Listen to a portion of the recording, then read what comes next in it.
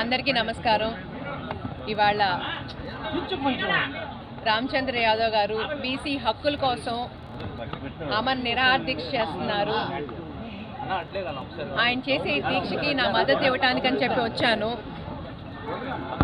ఆయన అడిగే కోరికలు పెద్ద కోరికలేం కాదు, చాలా గవర్నమెంట్ దిగొస్తే తప్పకుండా చేయగలరు.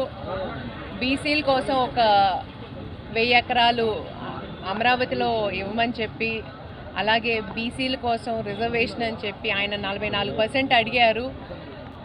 అది అవ్వచ్చు అవ్వకపోవచ్చు, కానీ ఎంతవరకు అవుతుంది అనేది గవర్నమెంట్ కొంచెం దిగొచ్చి దాని గురించి ఆలోచించి బీసీల కోసం రిజర్వేషన్ అనేది కేటాయించాలి.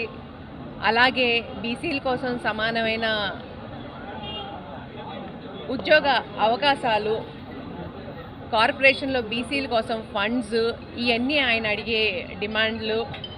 పెద్ద ఎక్సెసివ్ కాదు, గవర్నమెంట్ దిగొస్తే తప్పకుండా చేయగలరు.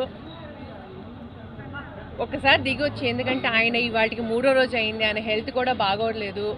దయచేసి గవర్నమెంట్ దిగొచ్చి డిమాండ్స్లో అట్లీస్ట్ కొంచెం నెగోషియేట్ చేయడానికన్నా ఎవరన్నా పంపిస్తే బాగుంటుందని చెప్పి నేను అనుకుంటున్నాను. బీసీల కోసం ఆయన చేసే ఈ పోరాటానికి నేను తప్పకుండా సపోర్ట్ చేస్తున్నాను, ఆయన వెంటే ఉంటాను. ఆయన మా నాన్నగారు వంగవీటి మోహన్ రంగా గారిని చాలా గౌరవిస్తారు, ఆయన గురించి బ్రహ్మాండంగా మాట్లాడతారు. ఆయనలాగానే మా నాన్నగారు లాగానే రామచంద్ర యాదవ్ గారు కూడా పేదవాళ్ళ కోసం బీసీల కోసం పోరాడుతున్నారు. నా సపోర్ట్ తప్పకుండా ఉంటుంది. ఆయన ఆశయాలు నెరవేరుతాయని చెప్పి నేను కోరుకుంటూ సెలవు తీసుకుంటున్నాను.